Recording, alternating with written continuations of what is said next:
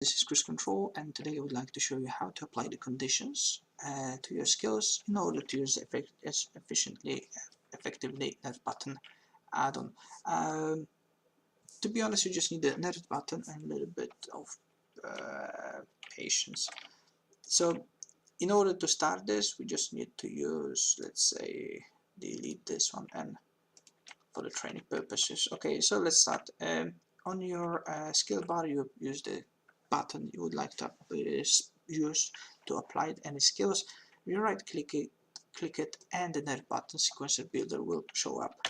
You use the skills. Okay, so we press V, we find the skill we would like to apply the condition to, and in our case will be the CC, so Repel Darkness. We add the condition at the check. So because of my UI is bugged here of Nerfed Button, it's invisible, but there is a plus and minus. Okay, so you add the check, you find the condition, pretty much you're halfway there. Now the most important thing is to find out on which immunity which immunity counters your skill. Okay, so in our case this knocking them away, so it's a knockback. Okay, so we need to find out which immunity works on your target knockback. Okay, so it's something like this, and let's say, is it unstoppable? It's a stagger, knockdown, disarm, and silence effect not. So let's try to do the shackles, and the shackles give you knockback and rooted, which means that it's immovable. Let's find the condition here, which is not here. It's not lots of mumbo jumbo. So we type in Nerfed Button, okay, / Nerfed Button params, okay, enter, and because of that it should be here explain it what shortening is for what means exactly. So IMM, you can see it's immovable, so we use for immovable. Okay, we apply it. Do we need this? No. And the target is enemy. Okay, so pretty much we made the simple sequence for this, for the Repel Darkness. So every time there's a movable condition on a target, we're not gonna cast it because we don't need it and it's on an enemy. Okay, so now we need to add any other skill which will allow us to stop the sequencer to preset with the skill, cause even though the target will have the immunity, this skill still have a damage. Therefore, the skill will will damage the target, so you're still gonna use it because there's not anything in the sequence to use it more. So in our case, we can use the crippling blow. Okay, it's always good to have extra minus 40% movement on the target while we're waiting for the immunity to wear off on the target. So either way, you can do it in both two ways. You can leave this, okay, on the sequencer to spam it constantly, which is not needed because it's lasting 10 seconds. So we're just going to apply the effect, okay, and the applying effect is really simple.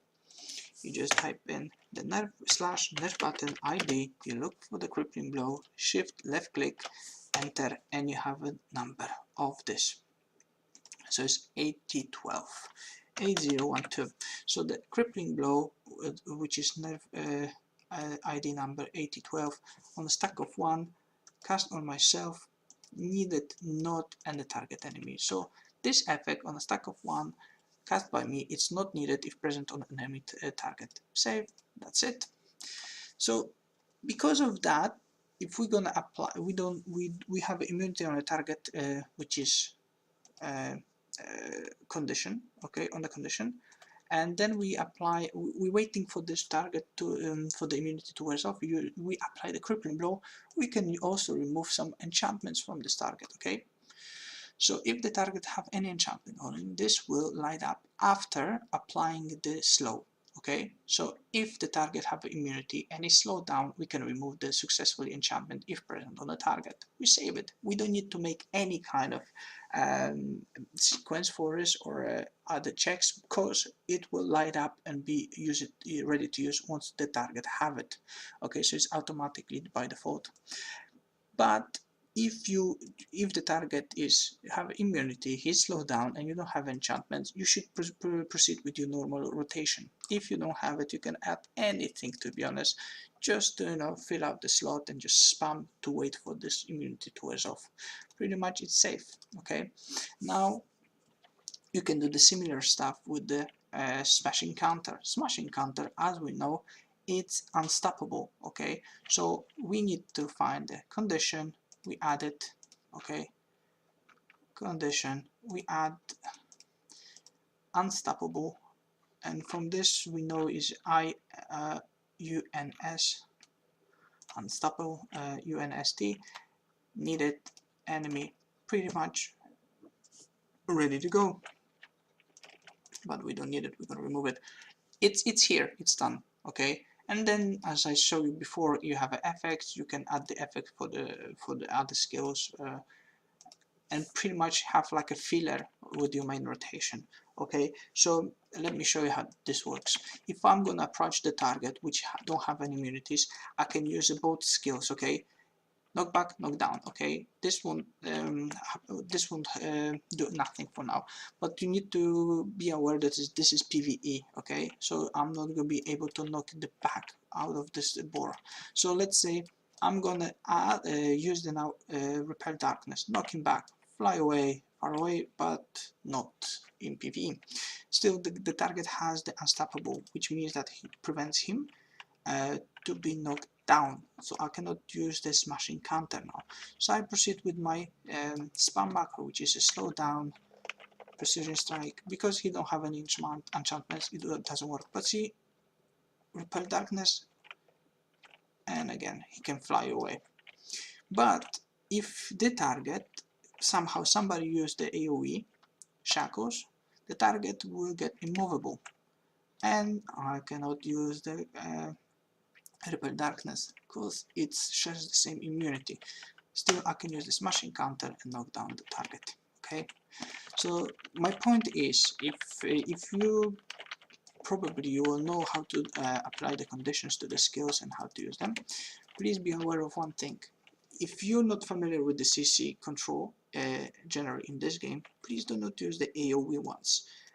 Just for the beginning, once you get familiar with how to control your stuff, how to work on it on a single target, proceed with the AoE.